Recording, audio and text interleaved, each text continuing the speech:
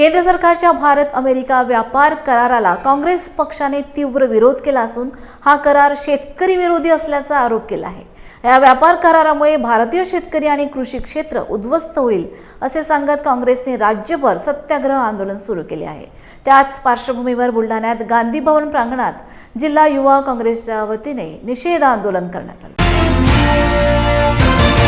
युवा कांग्रेस जिंदाबाद जिंदाबाद। राहुल गांधी तुम आगे बढ़ो, हम तुम्हारे साथ हैं। राहुल गांधी तुम आगे बढ़ो, हम तुम्हारे साथ हैं। वासनिक साहब तुम आगे बढ़ो, हम तुम्हारे साथ हैं। बंटी दादा तुम आगे बढ़ो। आदरणीय या देशाचे नेते राहुलजी गांधी यांनी संसदेमध्ये नरेंद्र सरेंडर हे ज्या पद्धतीने सांगितलं तर निश्चितपणे या देशातल्या शेतकऱ्यांना देशोधडीला लावण्याचं काम या भाजप आणि मोदी सरकारने केलेलं आहे।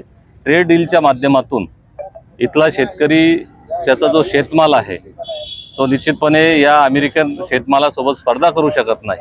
त्यांना मोठ्या प्रमाणात सबसिडी मिळते। आपला शेतकरी या पद्धतीची वेगळी शेती भारतामध्ये आहे, चांगल्या पद्धतीचं काम इथं आहे, पण आपल्या शेतकऱ्याचा विचार न करता मोदी सरकार हे एका वेगळ्या दबावामध्ये ट्रम्प सरकारच्या दबावामध्ये काम करतंय आणि त्या दबावामध्ये यांनी ट्रेड डील केलेली आहे आणि त्याचा फटका भारतातल्या शेतकऱ्यांना फार मोठा प्रमाणात बसणार आहे।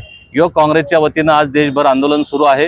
हा करार मोदी भाजप सरकारने तात्काळ मागे घेतला पाहिजे, याच्यासाठी युवक काँग्रेस जोरदार या ठिकाणी निषेध आणि प्रदर्शन करते आहे।